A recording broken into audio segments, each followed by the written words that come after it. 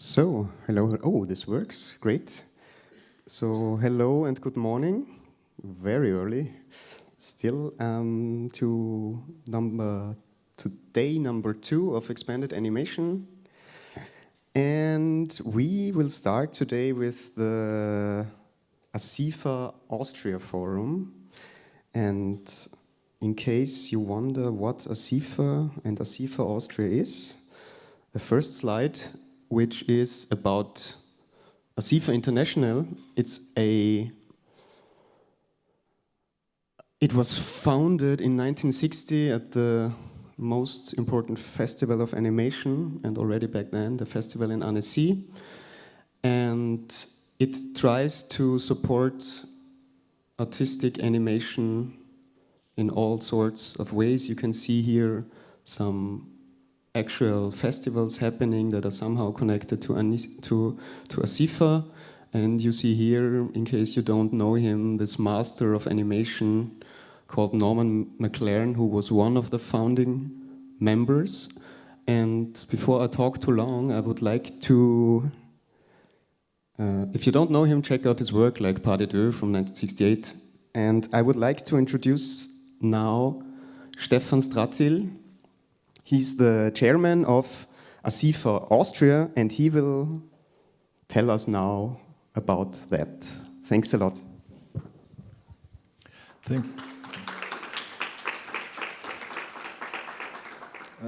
you, Reini, for the introduction.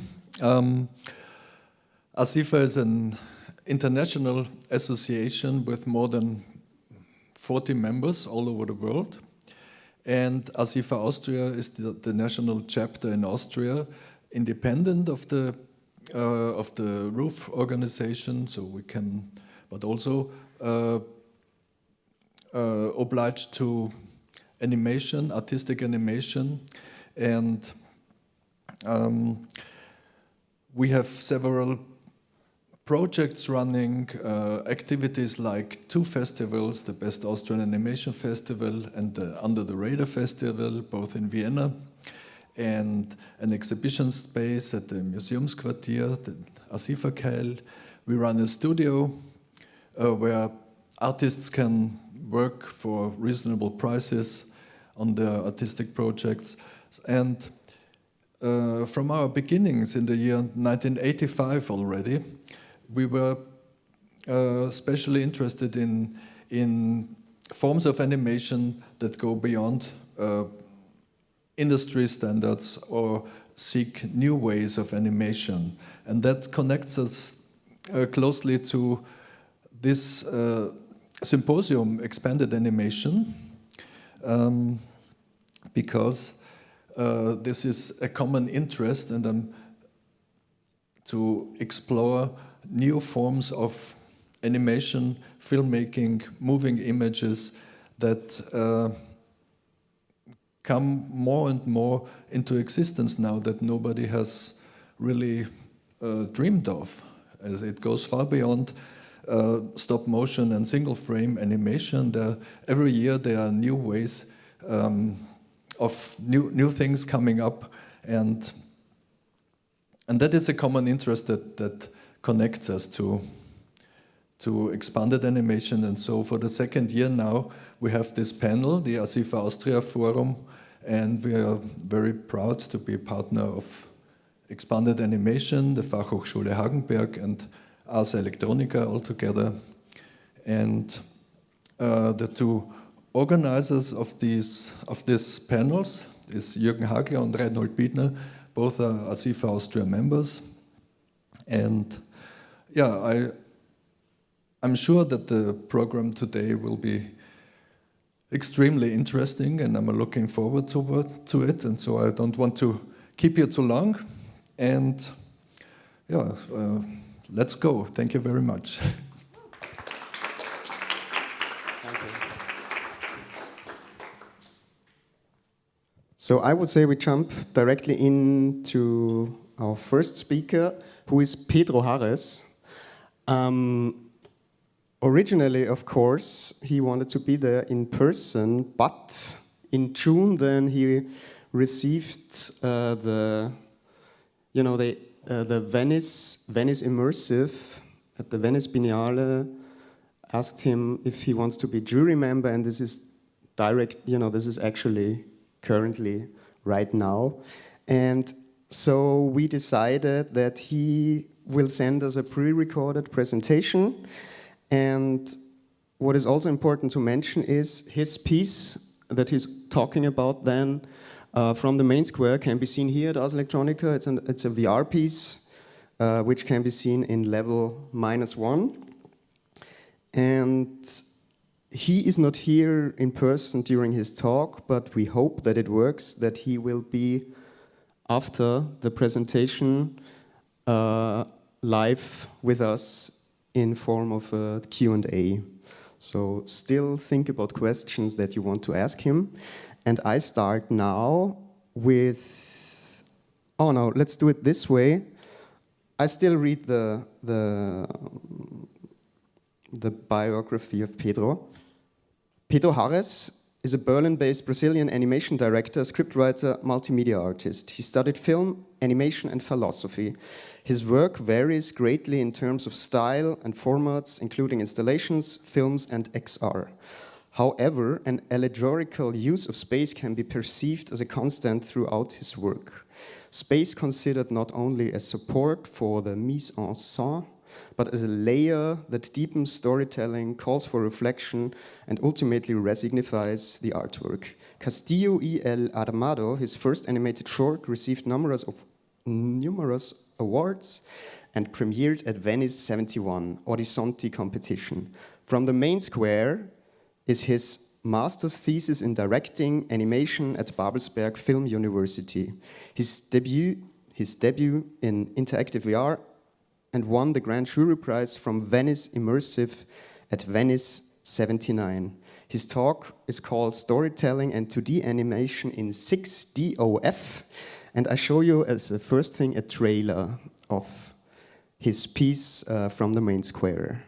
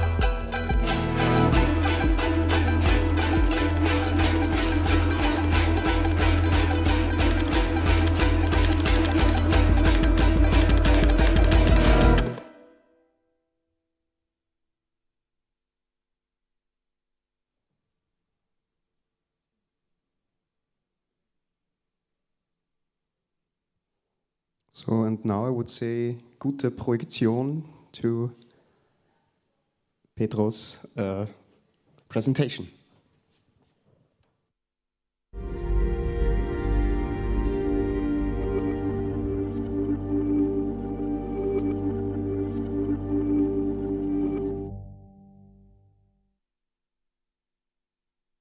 Hello, everybody. My name is Pedro Harres. It's a pleasure to be here in Ars Electronica, although virtually. I hope that by now some of you were able to play from the main square in the XR exhibition.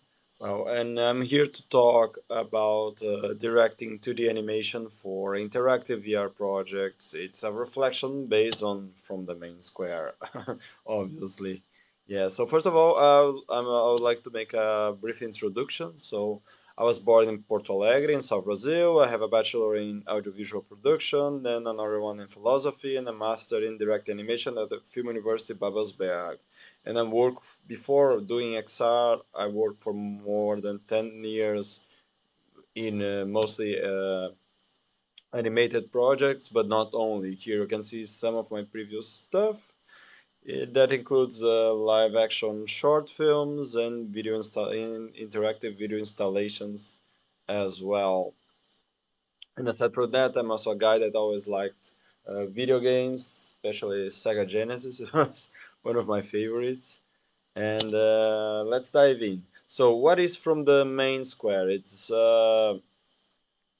basically it's a 19 to 25 minutes long VR piece. It's 6DOF, which means it's a real three-dimensional place that you can walk in. It's not just a video, and it's all composed of 2D animation sprites in a three-dimensional space. It's interactive. It's made in Unity, and it requires a computer to play with the headset. So it's PC VR, and it took about 4 years to be done. Was awarded in Venice, Festival do Novo Cinema, Red Sea, Thessaloniki, and like I think we have 11 awards total. So we are probably the most awarded VR piece of the last season. And the project, I would like to define it as a compact illustration of a social disruption, because at the beginning you have just like kind of like some mountains. Actually, we start already with a little bit of a city around and some people doing some stuff. And then after a while, like the city grows and grows and grows more around you. And those were the previous storyboard images from the time that the project was a short film and not a VR piece. And as we develop this panorama of the city, we can see that on the right side we have things that are more square. On the left side we have things that are more round. So the whole piece is about this process of let's say dispute for the space from two opposite world views that we call them the rounds and the squares, so to say. And here we have some examples of the rounds of the squares, and it's a story about social polarization between those two groups. And here we have more buildings from both sides. And here we have roughly like the idea of like how things are distributed in a 3D space, the sprites to make the create the city, and the player is at the center. And some of the reference for it were Do the Right Thing from Spike Lee, and also Maidan from Sergei Loznitsa, two films that deal with social polarization and also like with displays, very very strong displays of violence in a public place. So let's go jumping into the production notes. So since we are working with an interactive project, we have a content that can react to the user behavior, and duration can vary, and it's rendered in real time. So all those things make it like very very different from a normal film, so to say. And technically speaking, if you're working on a game engine, you're actually doing a VR video game. So it doesn't matter how much your project, your experience uh, looks like a film at the end. If you're doing it like a video game, you have to treat it technically as such. So one of the things that we had to shift was from what we call the linear pipeline to an iterative design model. Because what is a linear pipeline? That's the way that I learned basically how to do short films, so to say. That just at the beginning you have a script, and then you make a storyboard, and then after that you have an animatic, and then after that you lay out stuff, and then you animate, you edit, add sound, you finalize it, and boom, and your film is done. And when you're doing a software or an interactive audiovisual piece, you need to you you need a way more experimental approach towards it. That is kind of like a cycle that you're gonna have versions like the beta, the alpha before the beta, and the prototype, the early prototype even before that. And in all those stages, you have to go through everything that is here on the left side, but within in a cyclic way. So there's a moment that you're gonna make something, and then you ask people, you get external feedback about how was it. Then you evaluate what they say and decide what to change. Then you modify, and then you test it yourself to see if you're satisfied. If yes, if no, you modify it again, and if you're actually satisfied, then you can just ampliate it and go further with it, and then ask for external feedback again. And the way that the project structure, we have like 5 important positions to be filled. The artistic director, which is kind of like the director of a film, something like this. The technical director, this figure, it's very important. The producer, which is like taking care of financing and funding and everything and hiring people. The project manager, who is like the who's how can I say, he's taking care of the rhythm of production on a daily basis, and the main animator. And it's very dangerous for your mental health if more than 2 of these things of these hats, so to say, are on your head at the same time, because you're gonna get really overwhelmed by the amount of work, or you have to work really slowly, so that you don't do journeys like 12 hours a day like I did, because I was pretty much almost all of this for a long time in the project. Yes. So how does the story of from the main square is told? So the first thing that I would like to show you is an example of the turnaround technique. So now I'm going here to play the game in non-VR, and I'm gonna show you something that okay, let's see these guys here. These guys here is a good example. Blah blah blah. Okay, we have interactions, but we're not gonna talk about interactions at the moment. But the thing is, you have this little monkey that is doing his thing. Oh, sorry.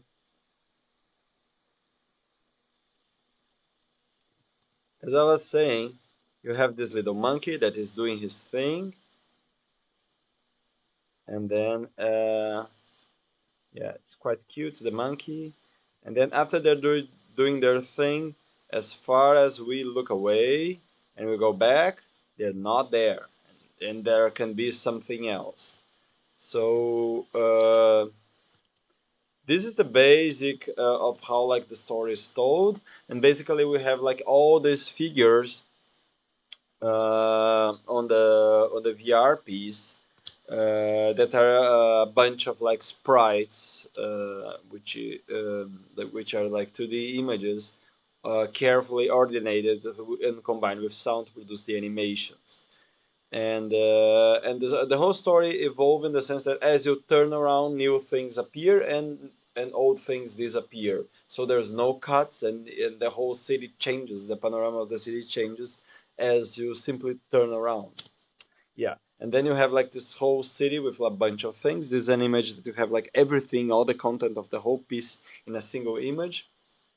But you experience that little by little, phase, stage by stage, so to say.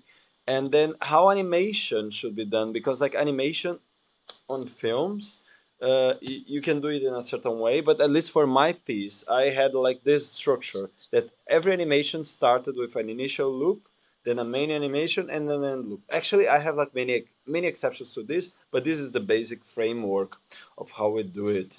And then I can show you an example here. Here, let's see what I have. I have oh yeah, I have the elk. Great. So we have the elk, and then I'm gonna put it here. Oops, sorry. I'm gonna put it here on. I have like multiple. So here's an animator, and I have like multiple items for the elk. Each one of these is one of these timelines. Okay. And let me put this here. Yeah, because we don't need it. Yeah. And then here on the elk, we have, for example, the elk start loop. Because when you're not looking at the elk, he's going to be just eating, so to say. Let me get closer to the elk. So this is this. This is the animation. It's going to eat, blah, blah, blah. And then after a while, when you look at the elk, then he's gonna have a passing that's gonna go from this to that, and then there's a sound like he's gonna do it, and then he's gonna stay in this position in the standing loop until you click or you do something or too much time passes or something like this, and then at the end the elk is going to run. Then you can have like a this system here of the animator. It's like very tricky because you can have like multiple layers. Then you can have one controlling like what the elk is doing, the other one is controlling his color, and then a bunch of other things. So it's really interesting. For example, like here I have like one for the color of the elk becoming red, one for the color of the elk glowing, which is something that I use to show interactive elements and so on. And then I'm gonna show you how does this work on practice, but just let me go to the settings for a second and let's use the camera focus box because this is useful. And then we play again. And then you have like this box here. And then at the moment that we cross the elk, it's gonna be red, which means that the elk is in place for an interaction. If we change, if we go away, then the elk is not ready for an interaction. And the interaction is represented by this color shift and by this snapping hand. And then at the moment that I click, pluck, the elk is gone. And if I didn't click for a while or keep looking at the elk, it would run anyway. Otherwise, whenever I look away, it will be gone. Yes, and okay, so this was kind of like an early simple example, but then things can get more complicated. And I also use the structure of the animators from Unity to structure my whole scene, so to say. So this is not really like controlling animation; it's just a diagram of how like all my content is organized in waves. That at the beginning of you have the first wave where you have I don't know, an helicopter, the wild Indios, then a prostitution scene and a dog conflict and blah blah blah blah blah. But then when these two are gone, then you have the second wave and then you have like this more stuff. And this is how I controlled my content, so to say. Yeah. So okay, I've already done this. So now I'm gonna go to the sound remarks. So the thing about the project, the big challenge is that it is a video game. So you have to treat it like a video game, and you need to have like all the sounds like chopped into very very very tiny pieces. But it still has to be sound like a movie. It cannot be that repetitive. So what we did is that we created this component in Unity, we call the audio behavior component, to deal with all our necessities. That, for example, like this was a situation that we have a guy Figan. Okay, he was cleaning the floor, and then we had just three sounds, but it was a cycle that he was kind of like doing it forever. So we randomized this playlist of the sounds, and those sounds were activated by the animation. And then we also randomized the volume and the pitch, and then we have a fade in, a fade out, and many other like options within this tool that was done by Sean Time,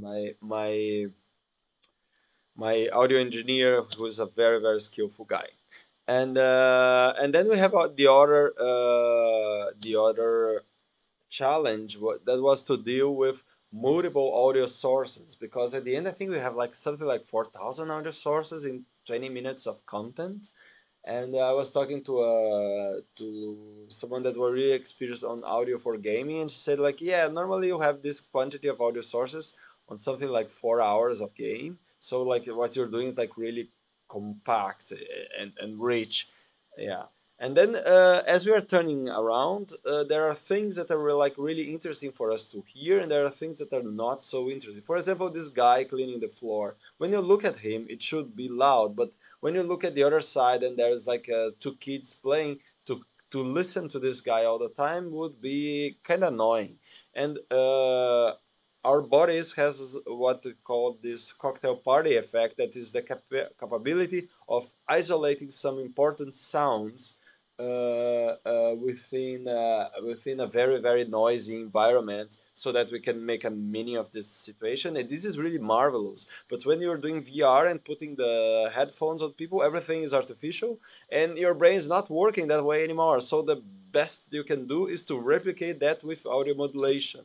So we had like to modulate the sounds and decide that sometimes, like when a sound, when the audio source would be out of the camera field, then this sound would have to like to fade out or fade in, and then we had to decide the time for this and that. And then there are some sounds that we wanted to sound despite you're looking at, because we wanted to use it as a turnaround. And all the things are actually decided in the first mix. And the first mix of this kind of project is very important, because that's where you're making many important design decisions that are really crucial for your storytelling strategy.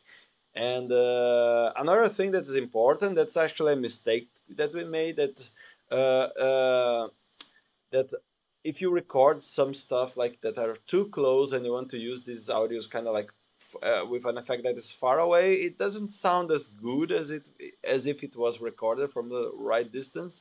So if you don't really know how far the objects are going to be, the audio sources are going to be from the player, or if this is going to change, maybe a good idea would be to have like more than one microphone to record it on different distances, so that you can have more options. Yes. And the other thing is that sound is the strongest way to suggest a player to turn around. Is even more stronger than visuals. Like for example, like if you put I don't know, a little train passing by that the person should follow to go to the other side, yeah, people can do it, but they kind of feel that you're manipulating them. They kind of feel that like this is kind of like a cheap trick, and reality doesn't behave like that. It's kind of like weird. Like it tends to draw them out of the thing. But on the other hand, if you put an explosion behind them, like they're gonna turn immediately without thinking, and it's just as bold as a storytelling strategy as the other one. But the difference is that our brains are hardwired to react to loud sounds in our environment almost like instantly. So it just works better. Yes. And then the last thing that I would like to talk about is about testing, because testing is absolutely crucial for such a type of project, and you have to learn a lot through the audience's behavior. And you need to be prepared to change a lot, because a lot of things that you think it's going to work in a certain way, people just misbehave and do something else, and then you just have to adapt. But the other thing is that although you're making a video game, but it should, at least our project kind of feels like filmic, so to say. You shouldn't test it like a game. You shouldn't have like people just going on all the corners and seeing if all the walls are solid, if no colliders are broken or blah blah blah. But you really need like people that are watching it for the first time, and they need, and then they tell you what was their experience. Yes. And feedbackers, they can often point a problem, but they rarely come up with a very precise solution. The best case scenario, if they are knowledgeable, they can propose you some hypothesis on how to deal with this. And I think it's very important to have like a wide range of people when you're casting your testing how can I say, roster, to have like some people that are not really used to VR, to have some gamers that are gonna click anywhere, to have like people from different ages, all, different genders. This is also important, and uh, and a lot of times like you have to accept and embrace the freedom you give to your audience, and just like kill your darlings. It's gonna be way more experimental than doing a film. Well, you guys are mostly like doing like electronic art, so maybe this doesn't make so much sense to say, but yes. Anyway, so now I'm gonna show some curiosities, which are the first and the second prototypes. Just a second. where is my... Oh, this was my first prototype of the project. I'm opening here. Oh, let me close this one, otherwise this one may quit. Okay, play. So this was my very first prototype of the project. Yeah, so I have like this compass and the floor, and I didn't even know how to make night and day or around skybox. So I had like day on one side and night at the other, and then I was testing light. And then I have some objects like passing by, that they disappear in front of you and blah blah blah. Yeah, and okay, I need to Alt F for this. Okay, and then the next one that I'm going to show is our second prototype that's actually here. Yeah, and this one was more mature, so to say, that you can see that like we had like already like many assets inside, but it was not a story per se. It was just like some animations in loop to give kind of like a feel or a mood of it. Yes. Yes. Okay, so you can have an idea. Maybe I can pass it further so you can see the other side. Some old animations that never made it to the film. Yes. Okay, so now let's go back here. And then I would like to say my last words that like the most important thing as you navigate everything is to know the essence of your experience and stay faithful to it. And by that I mean there are moments that there are going to be changes, like, oh, should I add interactivity? Should I allow people to click? Should I allow them to do this or that? How deep does that change things? And then it's very important to know what your experience is about. My experience was about a hunt for treasure, and they're actually like visual treasures in a Wimmelbild panorama, so to say. And then all the other options, what to add, what not to add, they were all like using this idea as a parameter for like my design changes and choices. And that's it. I hope you liked it. Thank you. And if you have any questions, I'm going to be online in a minute.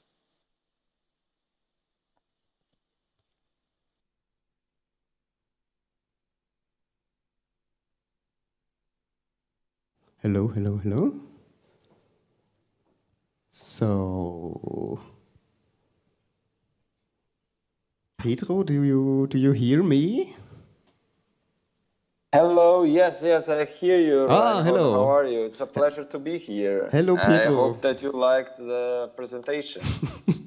Me personally, I liked it, and I guess the audience as well. Great, still to see. Yeah, thanks for this wonderful presentation.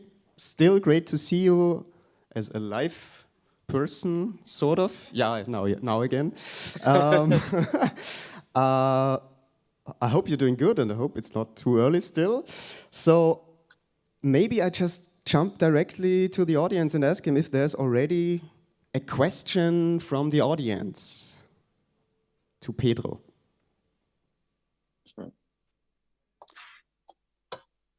If not, right now I start with the first one. Okay, cool. So I guess it was created during the pandemic times, Yep. right? Can you say so? And I think you had quite a big team. How easy was this? You know, like there's so many elements in your project and so many various things to consider, especially for you as the director. How tough was it to keep this all together in pandemic times, or didn't it change anything at all because we're all used to digital communication? No, it was it was absolutely tough. I must be honest with you. It was the first time I was doing VR in my life. I had no idea what I was getting into. And a lot of times I had to coordinate a lot of people without having a very, very clear vision on how things were going to end. So it was very experimental, and we did lots and lots of trial and error, so to say. When the pandemic started, it was a bit of a dramatic situation because I had like 4 interns from Erasmus at the Film University Babelsberg, and then we were always all working in the same room, and it was flowing kind of well. And then all of a sudden, like everybody had to go to their own places, and I had to get a bunch of laptops for everybody. Say, okay, now we're gonna do home office, everybody, and this was tough.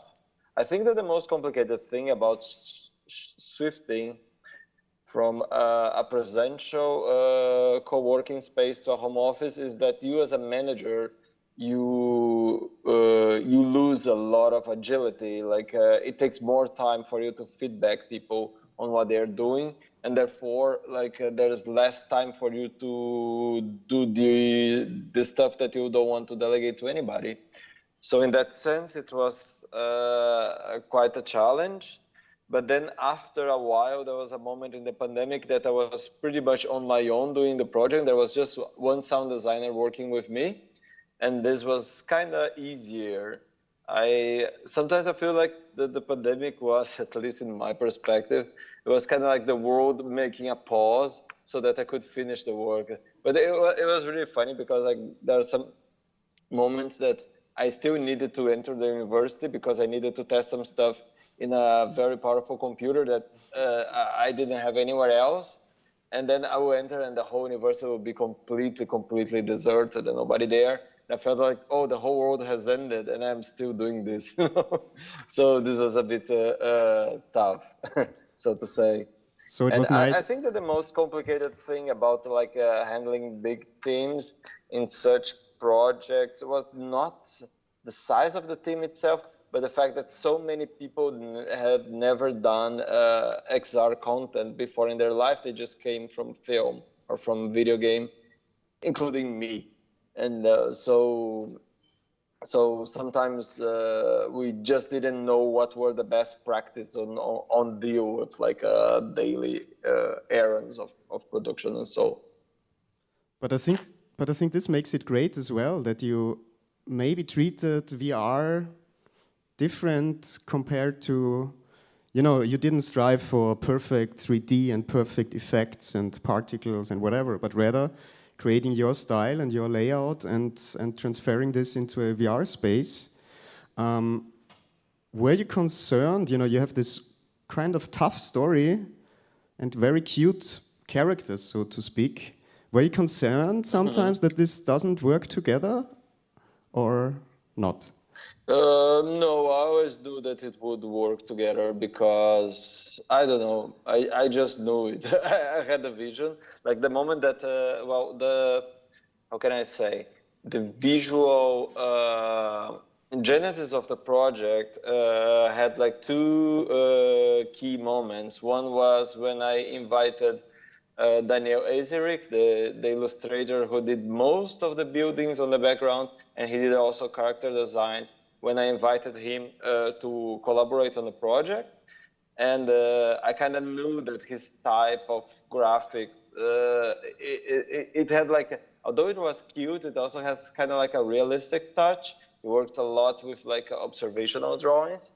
And then the second step was the moment that I invited Samuel Pate to be the main animator of the project, and I've seen his previous film back then was Travelogue Tel Aviv in Annecy, and then I just thought, okay, this guy has to animate from the main square. And then we had a talk there, and I had inside of me, like, I don't know, a feeling that it would work, like because I already work with 2D animation for more than 10 years, so I can really I have quite some experience on evaluating illustrators and animators and seeing what are their limitations and their potentialities as artists. And the reason that I didn't go towards 3D was that I kind of never did 3D before, and sometimes, to be honest, like I find most of like the live render 3D that we see till this very day, I find it not so great in terms of visuals compared to, I don't know, a Pixar movie or whatever. And then I find it really hard to get a conveying and nice aesthetic out of it that won't be like that will age well and won't feel like a piece from last week within a week or so. So that's one of the reasons. Okay, yeah. Thanks. So we have a question from the audience. Yeah, I don't know if Sure. you can see where I'm sitting. Thank you so much for this wonderful piece, like this wonderful Wimmelbild in VR. My question is about how to script such a thing. You showed us some of the flowcharts, but can you go a bit more into depth how to trigger which assets at which point of the experience so that it feels also populated all around you? And yeah, how you planned out all this various parameters of the script. Okay. So the script was, yeah, like we didn't know how to script it, to be honest, at the beginning. So we were kind of like trying things until we could figure it out. So at the beginning, at the very beginning, this project had a script that was like just 2 or 3 pages because it was a short film. And then it was about one single construction, not a city, that will have like its facade changed by 2 groups of people that are inhabiting the city, this building, until it collapses. And then there was the moment that we realized, okay, it's gonna be 360 degrees, and we want things kind of like all over the place. So we need to expand this. And we needed way more situations. So I had like 2 days of brainstorm with Rafael Loss, one of the script writers, that we were just making like a massive list of everything that could happen in the city. And it was like a big list that I consider our first treatment, so to say. And then after that, I started working with Angelina Urbanchik on the organizing these information that were just like log lines as like scenes themselves. And then as we were doing this, we also made kind of like a circle on the table, and we just start putting the things into positions like, oh, this is going to happen in the north, this is going to happen at the south, and this is going to happen at east and northeast and so on. And this way we were distributing things before we could even like place them in VR. And then we started like with placeholders of the storyboard and putting these things inside Unity and seeing how it feels. But that didn't work as well as we expected. And then after that, it was kind of like a lot of trial and error on implementing what we had on the script as animated assets on the scene, and talking to people and receiving feedback and making like many adjustments, so to say. But the biggest thing that we had as it for the city was actually a list with like how can I say, coordinates on the directions that the things should be. And then and then after a while in Unity, I started to organize the contents in what I call like waves. That's like in a certain moment to have like 3 different scenes that are made available to you, and as soon as you see 2 of them, then it's gonna be like more 3 and so on, so that the piece has like chapters, so to say, and it's easier even for me to understand what is going on inside of it. So great. I would suggest that we unfortunately have to move on. We have quite a long day ahead of us. But it was so great to see you in person. Thank you. It was really a pleasure to be here. Yeah. Cool. So hopefully, I wish I could be there personally, but I'm here at the Venice Film Festival as a jury, and but it's a pleasure to be participating in such a nice roster of talks, and it's really an honor to me. So thanks a lot, Reinhold, for the invitation and also the flexibility for doing this online. Great, thank you a lot. and come next year with hopefully a new project or so. Yeah. Yeah, Thanks. it will be a pleasure. And then this time in person. Thank you. Okay, thank you. Bye. Bye-bye. Can I see the audience? Because I haven't seen the audience until now. Sorry? Can you just turn the camera so that I can see the audience? I don't know. Does this work somehow? You just turn the computer, I guess. This computer in front of you. Does it work like this? Oh, okay. Oh, nice. Yay. Thank you. Thank you. Okay. Then.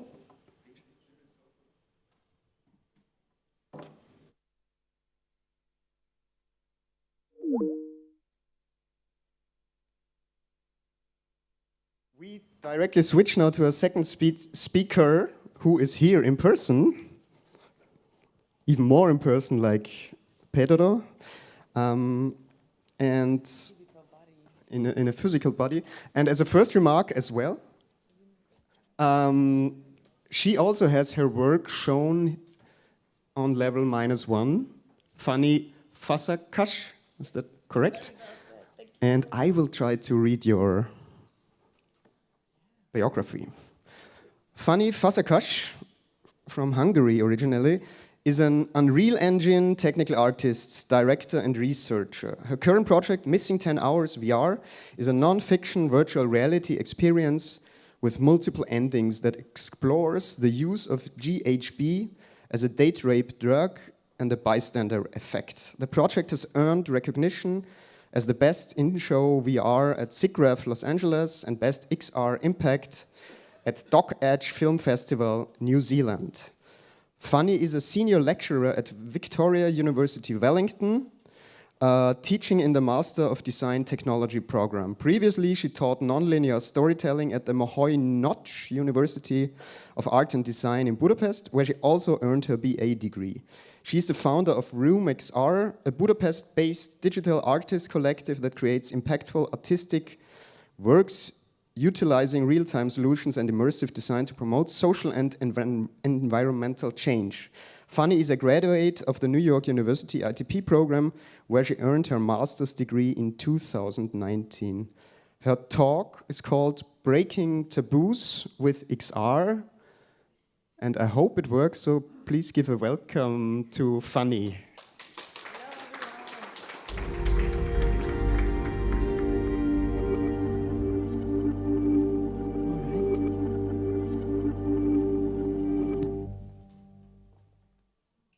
All right.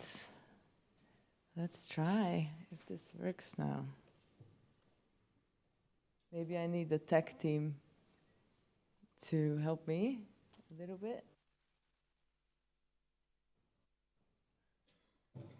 I just F11 this, right?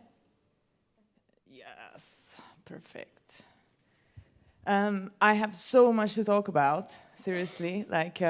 Hello everyone, my name is Fanni, and thanks Rainy for the intro. It's so nice that I don't have to present myself, because I think it's always so awkward.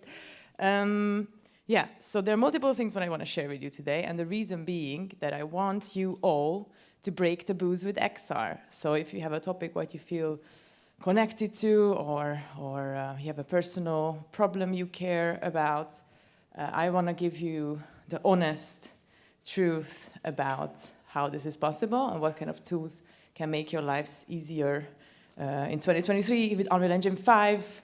So we're going to be a little technical, but also I'm going to give you an intro about the project itself, which you can see in -1 on the Quest 2 headsets. So I came here from New Zealand, still a little jet-lagged, and I'm a teacher at Victoria University of Wellington, and with their support now I am here physically. You may know New Zealand from the Haka, and I thought this is festivals about the art of performance, so this is how we mostly are known for, the Haka dancers. Apart from that, I'm from Hungary, but there are reasons why I'm not in Hungary at the moment. More on that in the break. Topics to cover today. The very first one would be audiovisual interactivity, and I will show you my past works. Then I'm going to talk about Missing 10 Hours, and then the production of Missing 10 Hours, and I'm going to give you a brief intro of AI tools. So RoomXR is formerly a collective, now a company, and we try to create virtual production for like backgrounds for virtual productions, and also all sorts of games for good experiences for mobile applications and augmented reality and VR.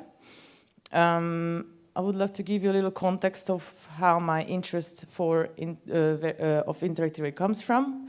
So previously I was working with sound, so I was an audiovisual artist, focusing more on the audio side of things. And this picture is from Budapest. This is the Spatial Sound Institution, where I was lucky enough to get an opportunity to be a resident there for almost a year.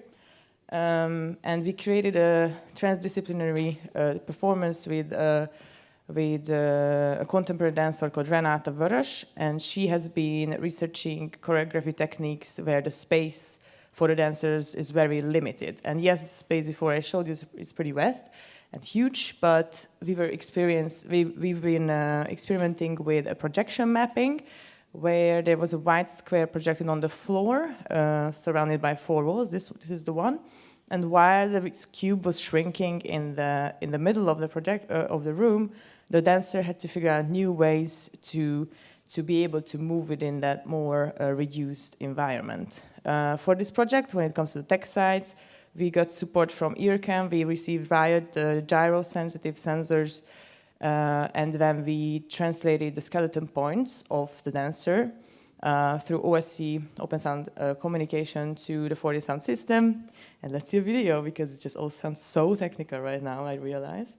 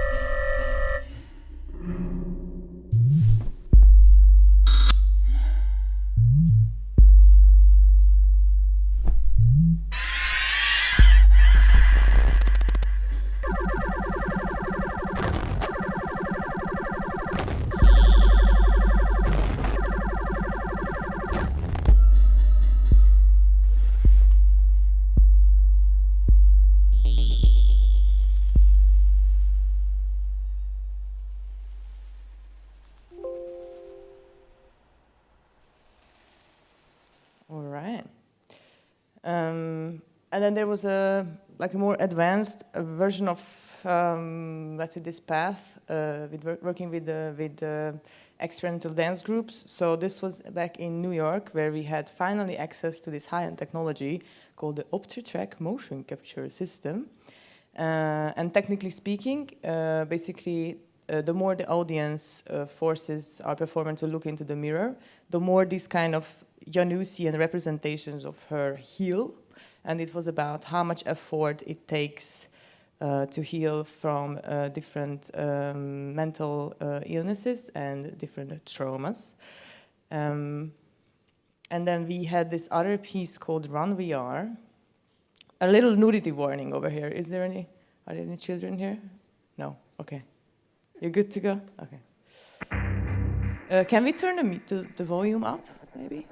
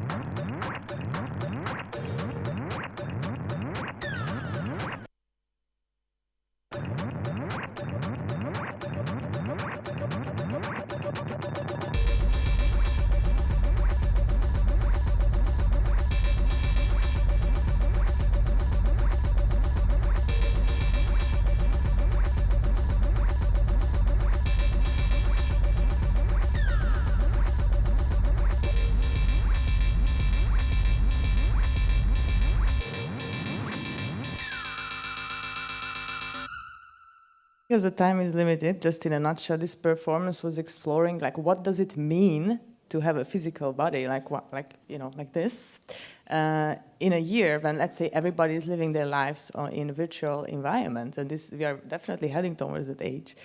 Yeah. Sorry.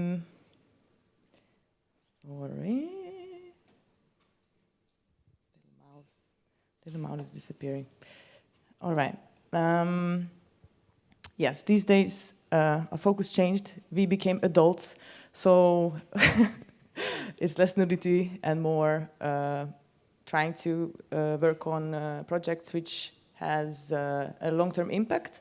So we recently had a mobile app for World Wildlife Fund about deforestation, and we also created another virtual reality piece about gender roles, just in a nutshell. And now I will show you the teaser of Missing 10 Hours.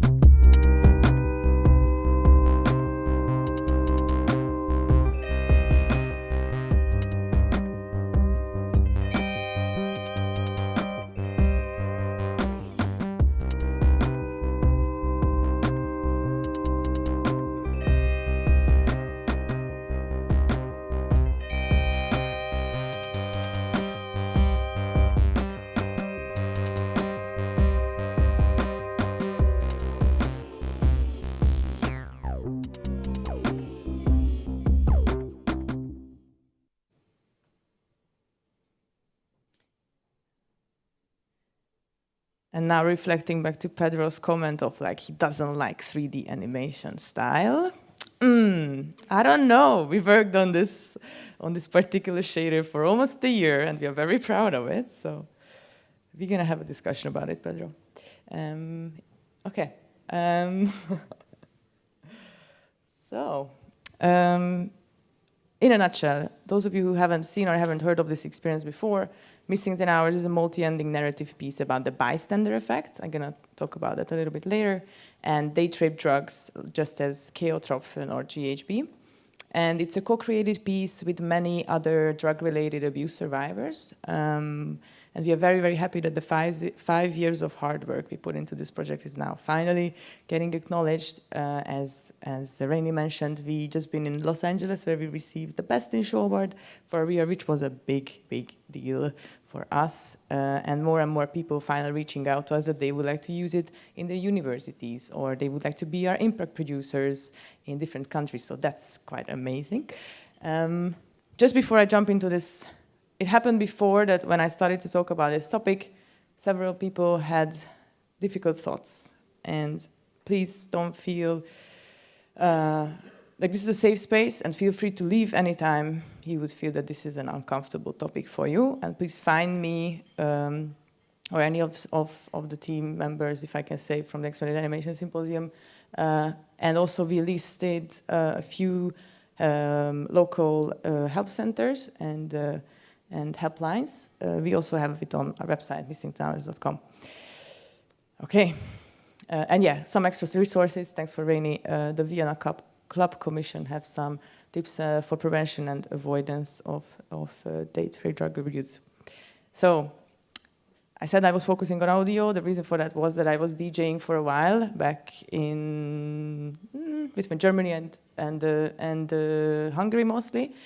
We had a female collective, and indeed, during these years, I've seen many dodgy situations of people maybe having one drink, but that they ended up in the hospital. But I was always naive enough that I thought like, oh, it never happened to me. Like, come on, I'm in the VIP, I'm DJing, like no one would drug the DJ.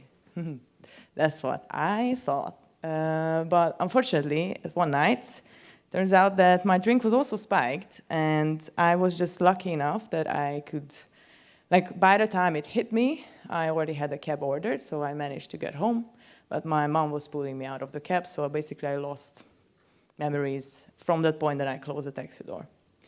And in 2017, I met this amazing woman called Kristina Megyes. She's a drug abuse survivor. In Denmark, she was studying in an Erasmus program, and her drink got spiked by 2 Hungarian guys.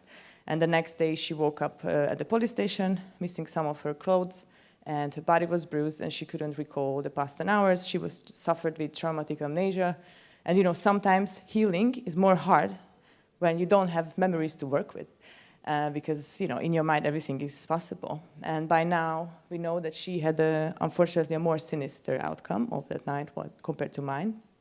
But back then, in 2017, I started to work with Unreal Engine, and we thought like creating a training or creating some kind of a raising awareness project. We didn't know what is it going to be about this topic was very, very important. So that became our number one vision, basically, to create an experience what can go to universities and high schools and save young partygoers to experience similar trauma of ours.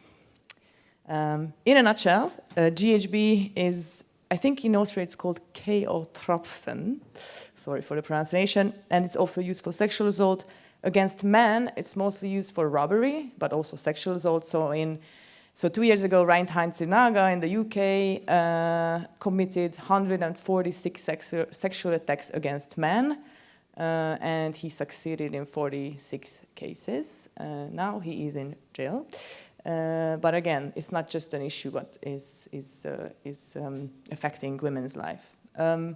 Unfortunately, it's also used for human and organ trafficking, and the most common causes of drug-related death are caused by GHB as well. The problem of that is we have very little data. So when we started to work with these people, we were like, okay, but what's the data? Like, how many people? But the problem is that it's so difficult to trace because it leaves the body within a few hours that we have almost zero data on how many cases GHB is used. And therefore, our survivors stay silent because of this uncertainty of what actually happened. And also the mortality, there's another problem, mortality rates, because there's a very narrow safety margin between just putting 5 drops in someone's drink or 7 drops into someone's drink, while one is giving you a KO experience, the other one can be fatal. One of the most affected countries is Austria, actually. And GHB overdoses surged in the 1990s, but in recent years it had a comeback because it's now available for a new generation of recreational users through online marketplaces. So in the US, this is a cleaner product, BDO and GBA. It was available through Amazon and Walmart online places. Like, this is nuts, I think. And both chemicals have a widespread use in industrial manufacturing, which prevents them from being regulated as controlled substances. And yeah, basically GBL, BDO, once it digested, once we swallow it, your body transforms it into GHB. So it has very similar physical effects. The other problem we identified is not just GHB, but also that, let's say you're in a party situation and you see someone maybe a little bit more drunk than the average, but you see that no one is doing anything. Are you going to go there? Are you going to be the one who goes there and actually tries to help and ask, like, hey, what's up? Can I give you a hand? Or can I call someone for you? The bystand is about, it's a social psychological theory that basically an individual's likelihood of helping decreases when passive bystanders are present in a group.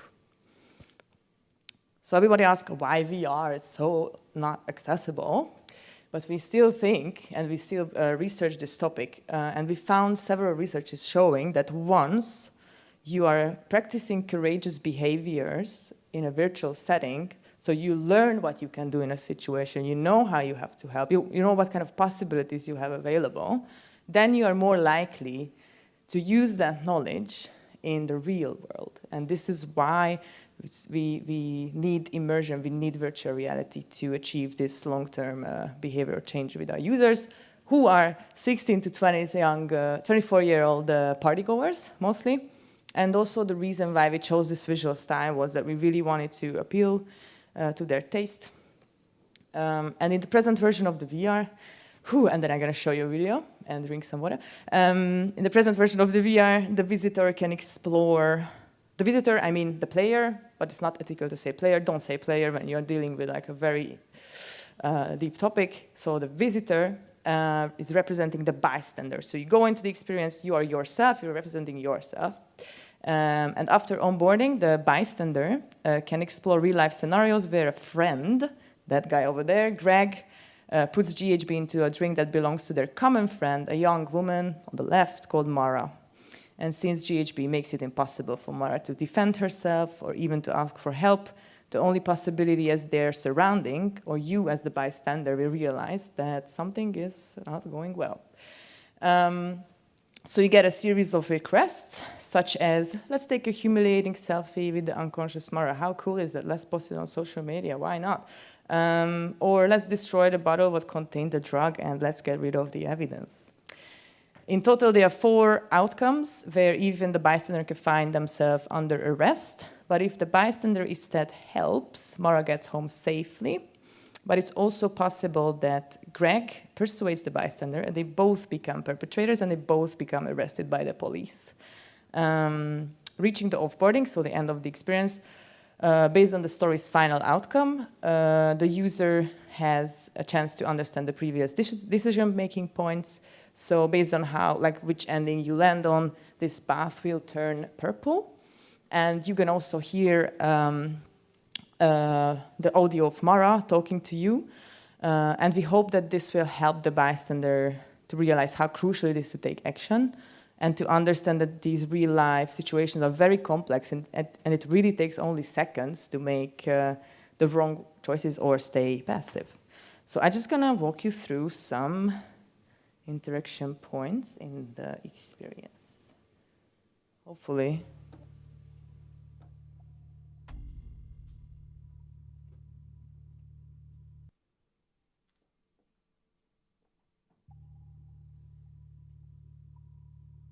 Yeah, so this is our beginning. And after a while, you find yourself with Greg.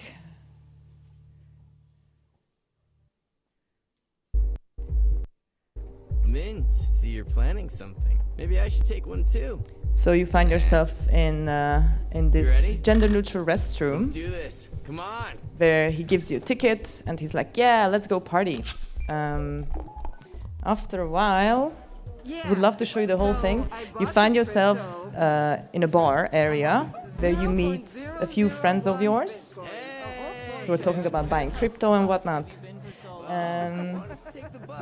And then, So I took the tram. Should have taken a cab, babe. Don't have the money though. yeah, just gonna let it play a little bit more. Hey, what up? Finally, we were starting to get worried. So you see, you have these tiny options of like giving a fist bump to Nikki who greets you, or eating the chips from Nikki when he offers it to you.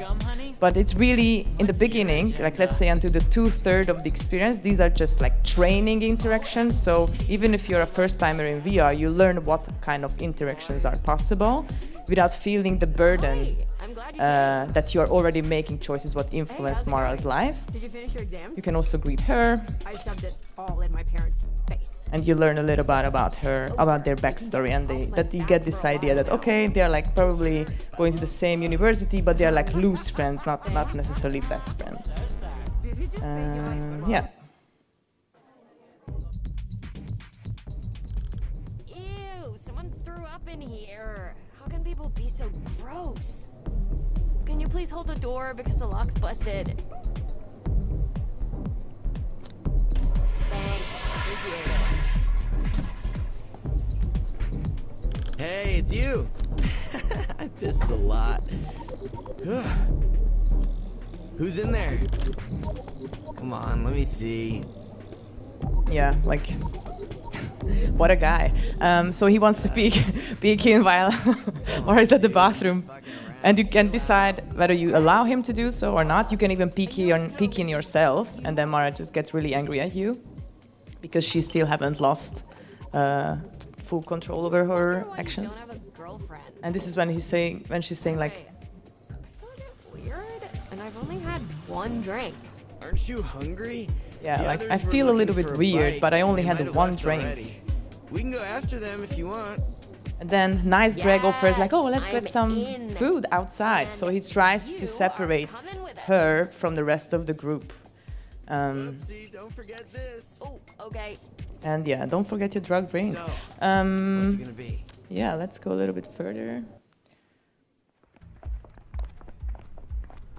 So it's 6th off, but we limited the teleport option. We wanted to work with 7 different environments, but basically you can only have like 1 or 2 steps around you and explore the space in that way.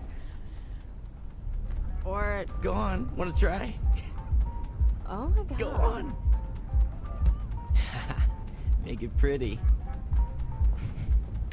Yeah, there are like these tiny, let's say, teenage tricks as well. Like, ooh, let's just destroy the Turkish food truck guy's car and the whole space by squirting mayo all over. Sorry, sir. But again, Can I moral have to question. go? Would you do it? We Would you wanna not do move it? on. Would you do it only because it's a virtual environment? Maybe. What would you do in real life? Yeah, this whole Whoa, project is well a social done. That's experimentation, pros work obviously. there. It should be framed. Cool. Okay. You hear me? Dude, decline the call. And then this is the moment in the bus station when Mara starts to feel really sick. And maybe you remember this character from before, like she's calling you like, hey, what's up? Can I help? And then you can also accept or deny the call. Over there. Take some more Mara, pictures. Come on. Let's go. All right. you said you wanted to sleep at my place. Okay. And That's the shit. you can also try Just the relax. drug. So if you drink from the bottle, Little sip. you will see this You'll feel the vibe. simulation of So, low dosage how of you like GHB it? intoxication. Nice, huh? And then It's kinda after a strong. while, the word starts to become a little bit feel it distorted. in your brain As you when can you see, sip. the end of the street That's is a little bit real curling up, deal. upwards. Oh, look, Mars also tripping. Check that out. And then there's this important part, which we're gonna talk about later. Oh, you know what? You should stick the bottle up your nose. Yeah, I can see you're feeling it. So you see that Look, Mar, the hands are baby, kind of looks like she's disappearing still and doing things thirsty. by themselves. Oh, come here, come here. Let's give her some more. This is not the user Pour doing it. it. Just This is a don't pre-programmed spill it. part. Yeah. Because sometimes GHB, like this is why we work together with the survivors, we realized that this is a common effect that once you are under effect of GHB, you tend to do what people ask from you. And they had this testimony like, I know that I don't want to do it, but I'm still doing it. And I don't know why. They were describing it, Christina especially, like she felt like she's acting like a robot. So we wanted to show that element in this particular scene as well. Like, once you accept the GHB, first you have these distortions, but then your hands are acting based on what Greg is asking from you and not how you want them to move. So you kind of we are limiting the controller input at those 20 seconds, basically.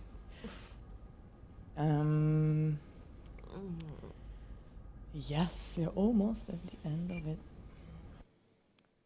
But if she throws up in And my then, car, yeah, paying the cleaning there are bill. 4 endings.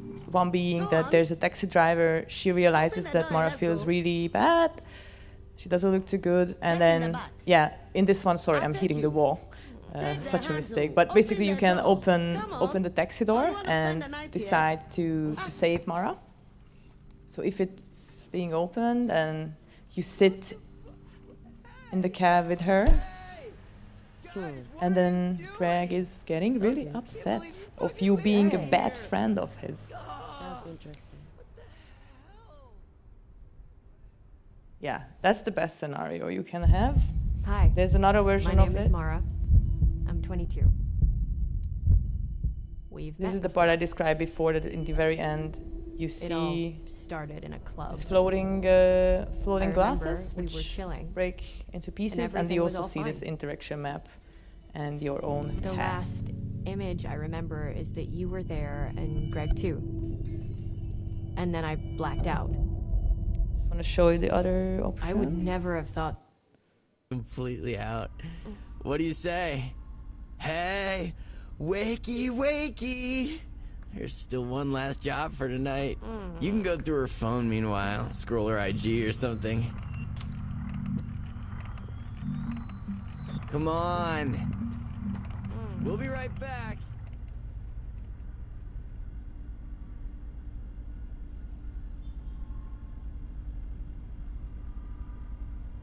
There they are. Is it them? I hope so.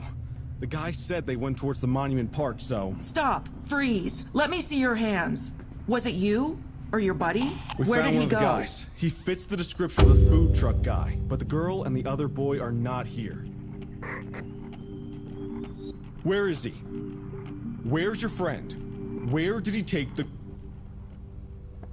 So yeah, in that case, if you show the good direction, because it's like a dead end street with two... A Turkish food truck driver reported his car. yeah. Out, this is your phone. Yeah. Give it to She's me. like, why do you have like a pink phone with you with bunny ears? She takes it away, and Greg gets arrested. The other option in this scenario is that you show the bad direction, and Mara will be never found, and only you are going to be arrested. You can stay there. I got him. Ow, that hurt. Come on. So yeah, there are consequences, right? And we really wanted to show that as well. So it all started with a community engagement and story development workshop with the survivors. And in the meantime, we partnered up with psychologists who had previous experience working with drug-related abuse survivors. And once we had the script supervised by both groups, we started to go to pitching events, like probably you know of these places, but I highly recommend CPH Docs, ITFA Doc Lab. I'm not sure if it's still happening, but these are like mentorship programs which were really helpful in terms of getting to know the industry people and receiving some nice feedback from them. And also we met, for example, some people from HTC Vive who sent us some headsets just to start experimenting with this scenario back in 2019 at New Images Festival in Paris. So all I'm saying is that it's really worth trying to get into these programs if you want to make something like this happen. And we had very, very limited budget. So what we spent a lot of time on is to have paper prototypes and test these scenarios with sticky notes before jumping into any kind of DCC softwares. And we also, we are traditionally trained filmmakers, I'm not the only creator, obviously. And we really had to stop thinking sequentially, but start thinking spatially. So we printed out a lot of spatial layouts. What is this? Oh yeah, and I just wanted to let you know, this is how we started, no fancy logo, nothing like that. And it actually started like a virtual cocktail tasting between two people, where you were representing or the survivor or the perpetrator. But what we found is that people really didn't like to be pushed into predefined roles. So that was the very first concept we had. But then we ended up with this single user version where you are representing yourself as the bystander. If you're interested in this technology, 5 minute break. Too long to talk about it. How much more minutes I have? Do you have 5 minutes more? Okay. Okay, I'm trying. I just really want to show the struggle. So then we started to work with proper images from the bar where this particular night happened with Christina, which was in Denmark, Aarhus. And we also tried to came up with a visual aesthetic where we were representing the lack of memories in some way. But when we started to work on our gray boxing, and we started to have improvisational sessions with our actors, we kind of let go of that particular style and design. And we came up with this new shader. That was the first iteration, what you see on the right side. And our players are already, our actors received the paper layouts, so they could learn and play out, even on a little paper with some stones on it, okay, where do I start this movement and where do I have, because we didn't have money to rent the mocap stage for more than what we really needed for capturing or recording this motion capture data. And this was the very first concept board we had on the left. And this is what we ended up with throughout a lot of testing in Cinema 4D as well. So again, I mentioned 7 different environments, no teleport options. You've seen the GHB intoxication simulation scene. We spent a lot of time on that. And again, like we tried the same with characters. Like we tried, because this project is a lot about memory loss and not remembering exactly. We tried to put together these collage-like characters in Quill. But yeah, ended up not working with that too much. Interesting, like I think it's nice when you start showing your concept art to people, like to your target audience, they were already like, come on, of course she got raped. She's wearing a short. So that was the moment when we wanted to, like it's worth showing your audience, even at this stage, what you have in mind, because we really wanted to avoid victim shaming at this particular experience. We didn't want to go in there. It's a whole other project, a whole other topic. So yeah, we just decided on purpose that we're gonna have long pants on the character, and also we're gonna choose a purple skin color to not to have any race or ethnicity connected to our characters. Initially, we wanted to create 16 outcomes, too ambitious, very little money, ended up being 4 outcomes. This is the last version of the interaction map. And yeah, we tried to came up with a lot of budget-friendly solutions with AI tools. So during the recording, what was really helpful is that by the time we started recording, we already had the proportions of the 3D environment. So we were measuring it and taping the exact location of the bar table, of the bar chair, of where the walls are, to the ground in the mock-up stage. And I was also able to see the final characters in their final environment, real time, while recording these experiences. A little add-on, I don't like to give my actors a screen where they can see themselves, because it's just very distracting. They stop focusing on their acting. So yeah, it's just a little recommendation of not to give them this possibility. It's you who you have to see what's happening in the virtual environment.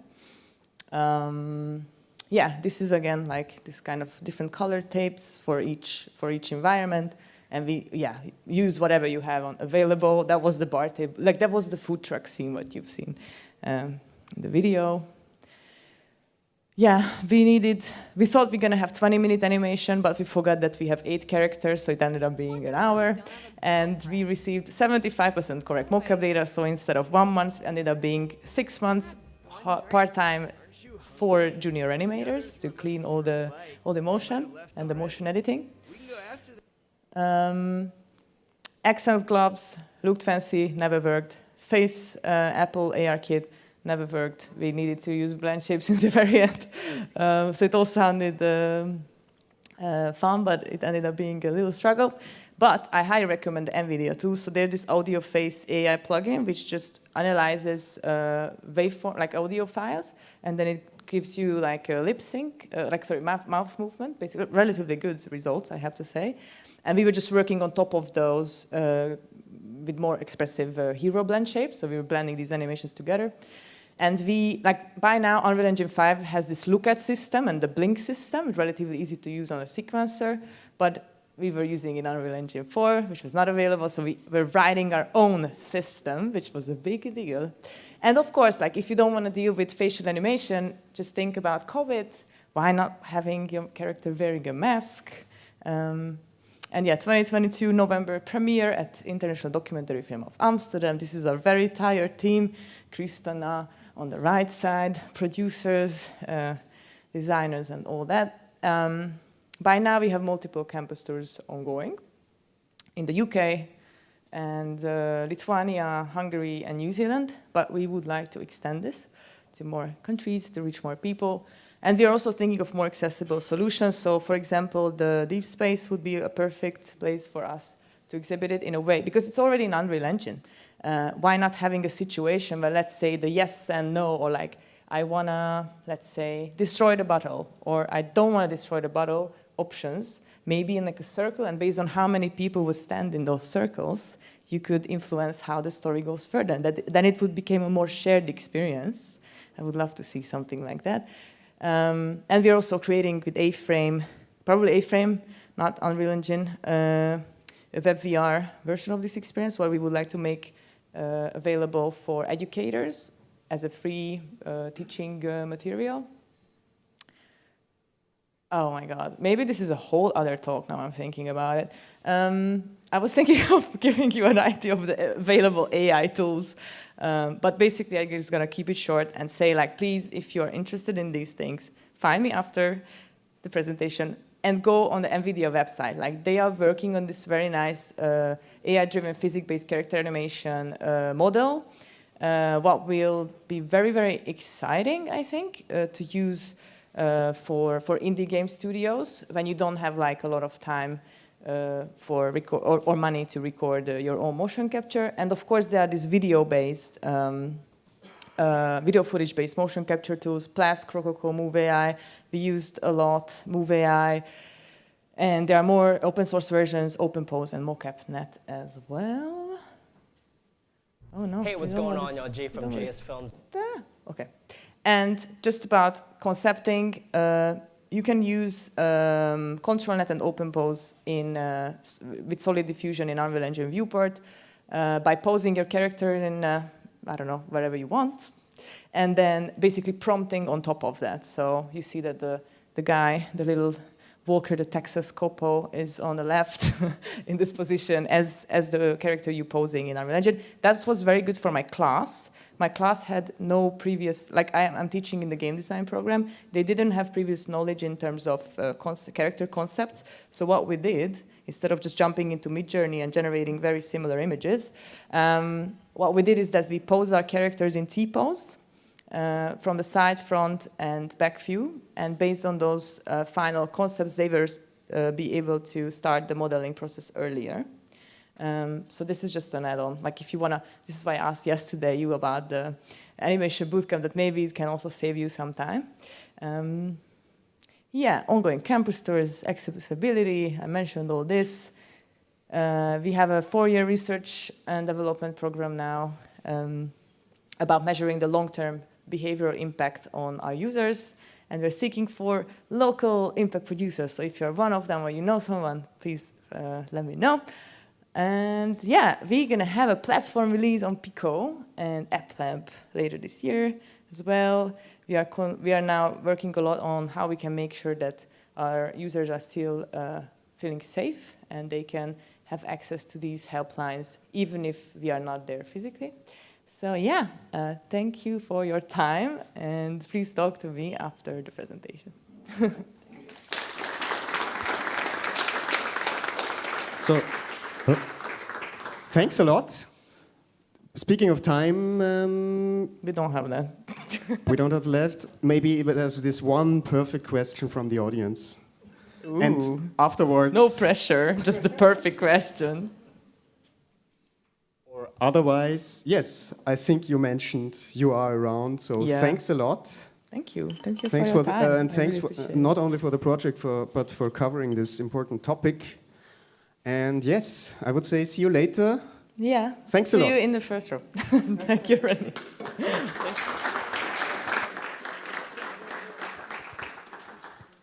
So, and we're coming now to Kris Hofmann, our last and third speaker. And, sorry, can I take this here? And, oh God. What is happening here? Currently based in Vienna, Kris has been working as an animator and animation director since graduating from the Royal College of Art in London in 2010. Since 2018, her focus has been the design of immersive experiences. Her first site-specific augmented reality story, The Bookworms, was directed and produced for the Austrian National Library in Vienna. In the years since, Kris designed a number of interactive education tools, Nachtschwärmer, an immersive installation about light pollution, and the interactive augmented reality story app Insects and Us, which was first showcased at the Photographers Gallery in London in 2022. And her talk is called Perform to Communicate. Welcome to Kris Hofmann.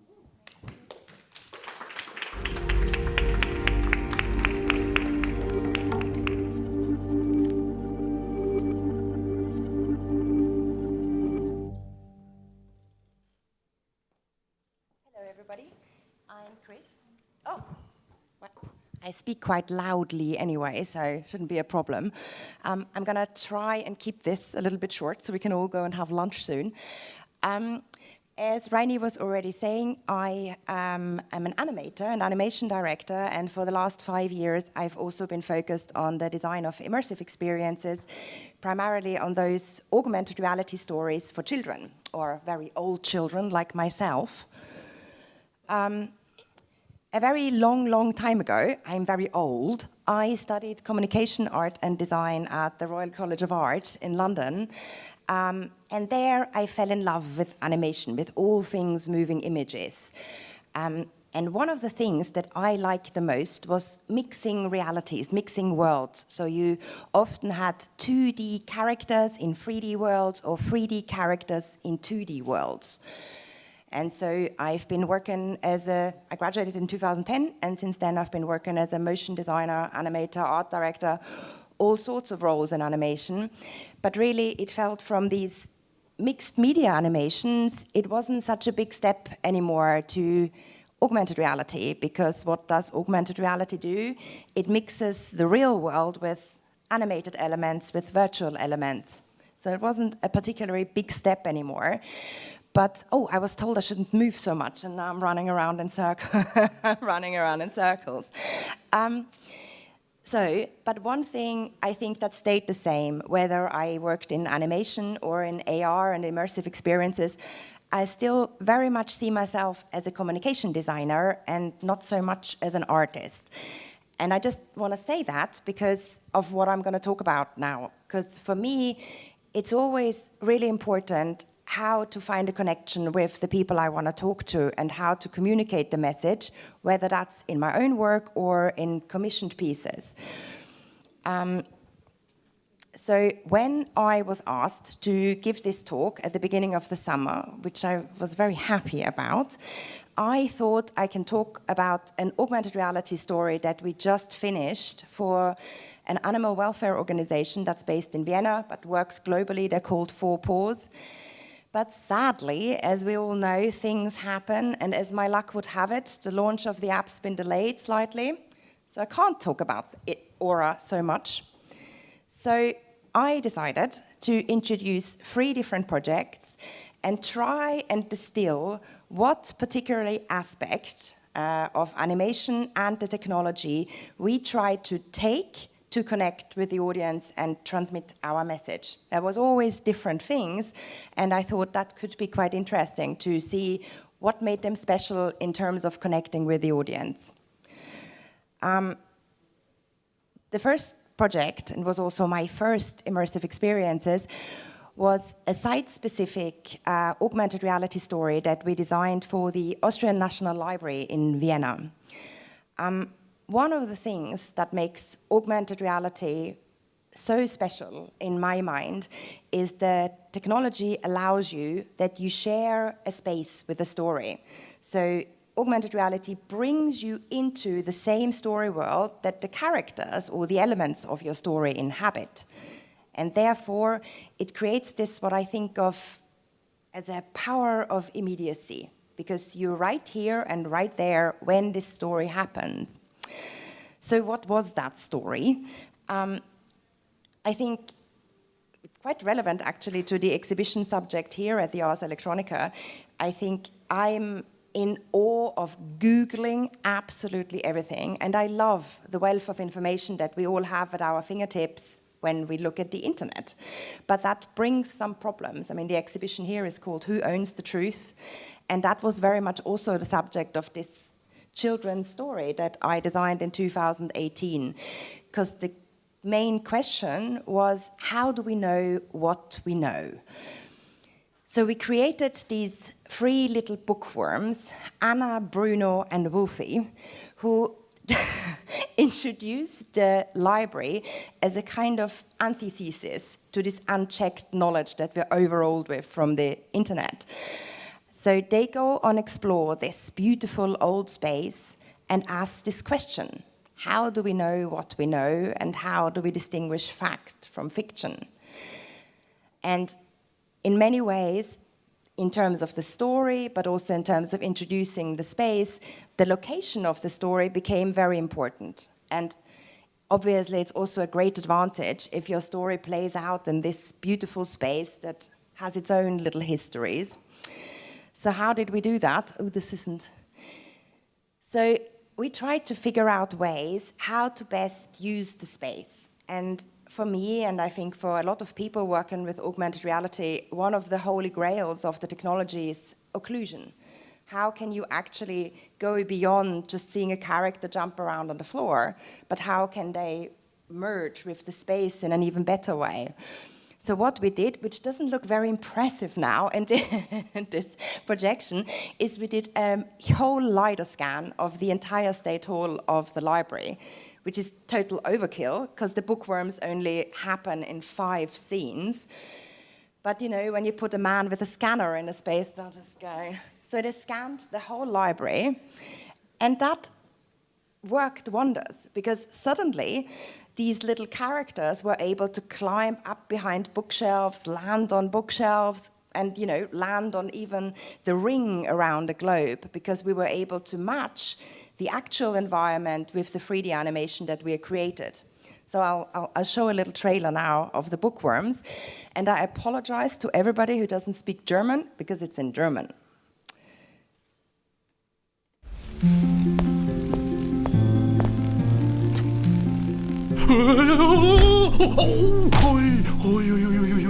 Bruno, alles okay? Ja, hui.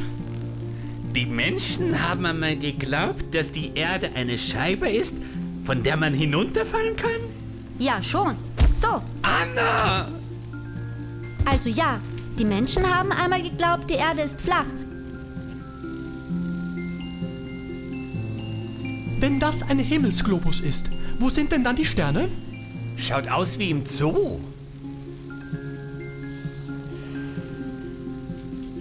Oi, Wolfi! Wolfi, aua!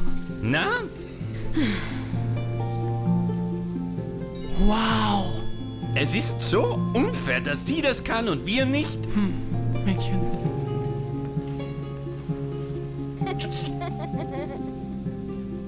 Ist er das? Der Prinz Eugen? Nein, das ist Karl VI. Das war der Kaiser, der die schöne Bibliothek hier errichten hat lassen.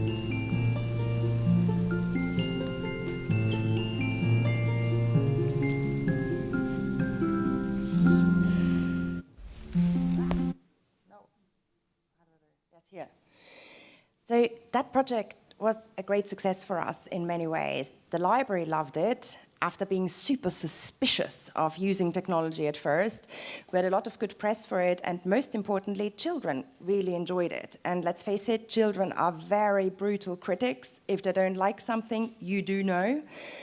But they enjoyed it, and one of the things that stood out to me the most that they really enjoyed was the ability to move around the story, which is also quite interesting when you compare it how adults view augmented reality and how children do it, because children really get into it and actually walk around with their iPads. And I thought it was so nice, because I think as much as I love technology, I am worried about children constantly staring into these devices. So augmented reality provides a way how you can give technology to people, animations to people, to kids, but instead of vanishing in the screen, they look beyond it and move in and around the story. So in this next project that we designed, we tried to focus on that particular aspect of augmented reality that allows you to move around the story and in fact use animation to lead people around this round ecosystem that we designed. So this project is called Insects and Us, and it's about insect decline and the important role that insects play for human welfare and for the planet. There wouldn't be insects are pollinators. Insects are super important in the recycling of in nutrients to create fertile soil. And we worked with 4 amazing entomologists to create this tiny little ecosystem populated by loads of different insects. And insects are also interlinked. So some of them, they all have different roles in the ecosystem, and somehow one always creates opportunities for another animal. So how does that work? In this ecosystem, we hidden 5 hero insects, and by tapping one of these insects, they were all sparkly, you start a little story, and a scientist starts to talk about why these insects are so important, why they are threatened at the moment, and what we can do to help them. And when the story starts, the particular insect starts to move, and thereby, hopefully, sometimes it works, sometimes it doesn't, but there is a beetle or an ant walk in, and people tend to follow that story along with their iPad. So by using animation, we lead people around the table and lead them from one story to the next. I'll show a quick trailer.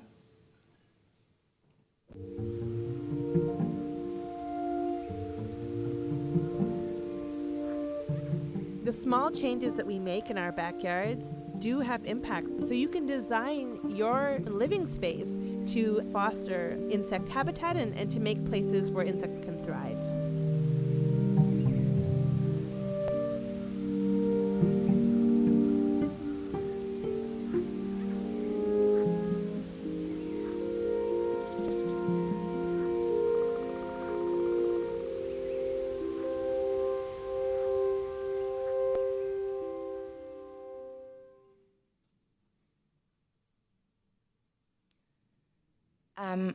So we showed this piece in a variety of contexts. We showed it in some gallery spaces, as Raini was already saying. We had it at the Photography's Gallery in London. We had it at some festivals. We had it in Wales at the Natural History Museum. And then we had it at places like this, which is the Wiener Forschungsfest, where it's specifically tailored for children, where you can see the idea that you move around the table didn't quite work out, because you mostly had people fighting for the iPads. But one of the things that stuck with me the most was that the kids especially enjoyed when the story reacts to your presence. Neither the bookworms nor the insects were truly interactive. You had interactive elements by it, but there was no such thing as the story world reacting to you. And I think that is actually really important, whether it's in augmented reality or virtual reality. The world reacts to your presence, whether that's plants or that's other people or animated insects. If you're in the world of the story, usually the insect would scuttle away, but the world would react to you. And I think there are different ways of creating realism in animation or in virtual or augmented reality. One of them is obviously photorealism, but let's face it, that's not what animation is about most of the time. We try to create our own worlds. So the other one is interaction. So when I found how this little magic moment happens, this sparkly insect, and suddenly these insects react to you, I thought, going forward, that is really something that we can use to connect a story to people, is interaction. Which brings me to the project I actually wanted to make the whole talk about, but can't, which is this commissioned piece for the animal welfare organization 4 Paws. That is Aura. Aura is the lead character of this story that we designed. So at the beginning of the year, 4 Paws approached us to make an augmented reality tour for their bear sanctuaries. So they have sanctuaries for animals across the globe where they bring bears from this to this. And we try to find a way to tell children how they got from the cage, from these horrible circumstances they've been in before, to where they are now. And augmented reality in many ways was a good medium for that, because when people visit these sanctuaries, you still want them to be present, you still want them to enjoy where they are and not, again, just look in a screen. So yes, that was the challenge, and the main message we tried to communicate was wild animals belong in the wild. And before I talk a little bit about the interactive elements, which I can't show, I'll just have Aura introduce herself.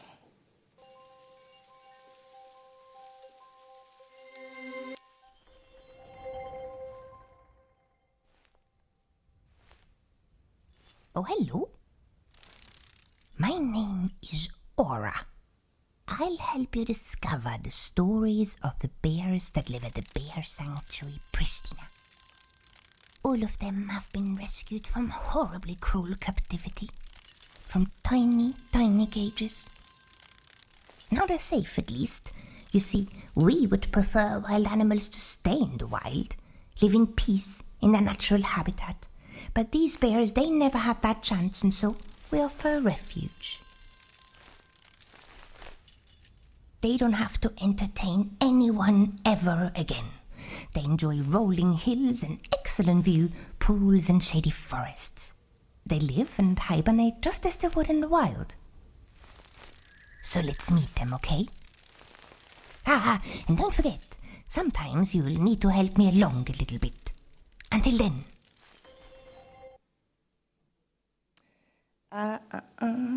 So over there, yeah. So obviously, Aura is supposed to be shown in the beautiful bear sanctuary in Pristina and Kosovo, and not on the side of the street in front of my flat. But, you know, as I said, this is work in progress still. But as you can imagine, Four Paws is a charity, so we had limited resources to work with. In an ideal scenario, you build a whole 3D environment to show where the bears come from, but we didn't have that at our disposal. So what we decided to do is to have these boards. There's 5 different stories. This is just Aura introducing herself in this one. And these kind of boards that are a little bit treated like the cells in a graphic novel or the storyboard pictures, we use them to show where the bear's been before and where they are now. And with her magic wand, Aura conjures up the boards and flies in and around them and tells the story. And one of the things that makes Aura very distinct from my other AR stories is that she reacts to you. So there are many little, I think even small, subtle interactive elements already help you to create a connection with children or with your audience. And one of the things that Aura does is she looks at you. She doesn't always look at you, but my fantastic colleague and programmer built a system that she looks at the boards, and depending on where you stand or depending on where you are in the story, whether she directly addresses you, she reacts to the phone. So she follows you with your eyes. And that's not always the case. So it's not she's constantly talking to camera, but it creates a really lovely moment that now and again she looks in your eyes, and she looks in the phone, but she does look in your eyes a little bit. And I think through even that, you create a connection with your audience. There are also other elements to it. There are little notes that she collects and that you have to give her. So in this third AR experience, interaction was our main focus. So the app will be finished hopefully in a month or 2. So I'd appreciate, of course, if you check back in with me or with Four Paws, and you can download Aura for free. So I was really fast now because I thought we've been all sitting here for long enough. So I was good in time, no? Wow, I know. So if you have any questions, or if Raini has any questions, I thought.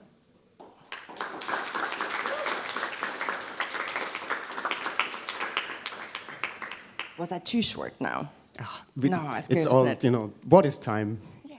Who owns the truth? She is time. She is the witness, you know, of time, So, but yes, I of course put the pressure towards the audience. There must be questions. And if not, I have... You ask. Here we have one, right? Oh, or was it a misunderstanding? Okay. So, can you elaborate a little bit about this app? Does that only work in this bear park, or how does that work? We figured out, we did 2, there's 2 modes. So when you open the app, you basically ask the question, are you at the sanctuary or are you not at the sanctuary? If you're not at the sanctuary, but we try to hide that, of course, a little bit, then it works anywhere. But the main idea is that people look at it at the sanctuary. They build these stations that are beautiful shaded areas where you can even watch the bears being fed or whatever they do, and you scan a marker. So it's a marker-based AR, basically. You scan the marker, and then the story starts. So maybe a comment to the whole morning session here. It seems like all of you are originally coming from rather traditional filmmaking or traditional animation, or am I correct with you as well? So and suddenly you all become those experts in. I'm not sure I'm an expert. Well. Yeah, you always learn. Yeah. I mean, this is also what I try to say, you always go from one project to the next and take a big learning with you. So my big learning from my first augmented reality story was, people like to move. My learning from second augmented reality story, The Insects, was, people like interaction. And already with this, there are so many things that, I love Aura, but she's very small. So in my next project, I'm going to make it huge because people like size. So I think because it's such a new medium still, whether both augmented reality or virtual reality, we are all still learning and improving. And this is also something I really love about this community. People are so happy to share, things they've just learned and come to talks like this, that I think we are on our way to get expertise, but I wouldn't call, it's always a learning process. Mm-hmm, mm-hmm. And you have been living quite long in London, right? Yes. And I guess you found your collaborators there, and now you're since a few years in Vienna again. Do you have already a lot of collaborators here in the sense of this AR or animation community, or you still work rather on an international level? We still work.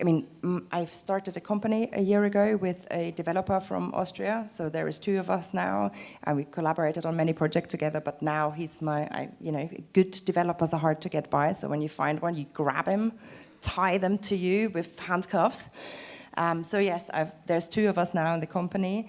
But the 3D team for this was in Macedonia, and at the moment we're developing a virtual reality piece where the 3D team is in Germany. So, we're still. That's also the beauty of this international community. You collaborate with people from all over the place. But yes, I think the community in Austria is growing. We have an audience question.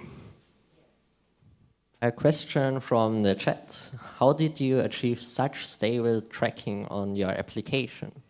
Well, my coder would be so proud to hear this now because, he's very proud of this.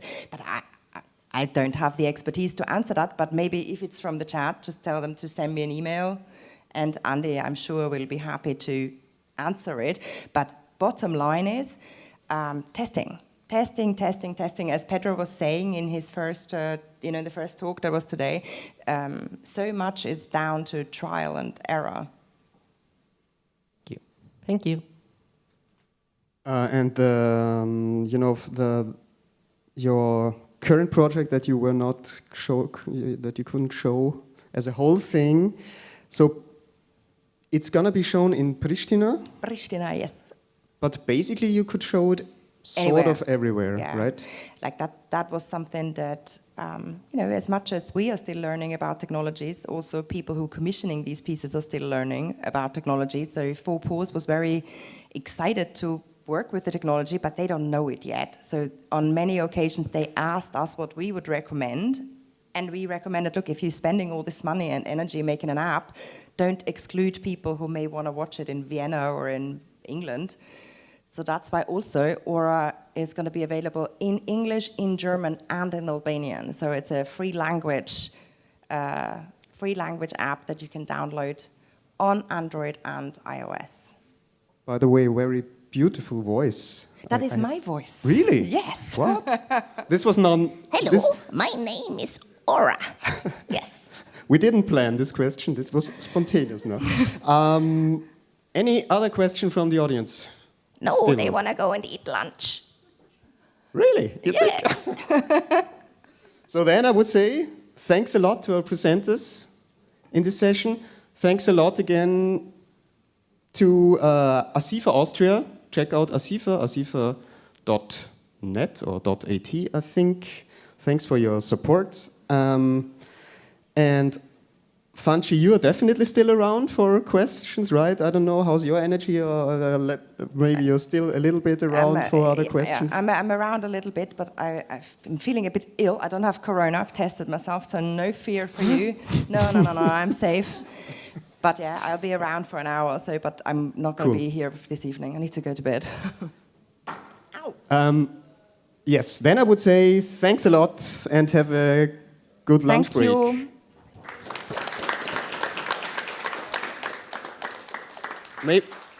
Maybe you tech guys, could you show a slide, or do you have a slide how it's going on? You know what's going on afterwards, because we are far from being finished yet with this expanded animation. So this would be cool. Great. Thanks a lot.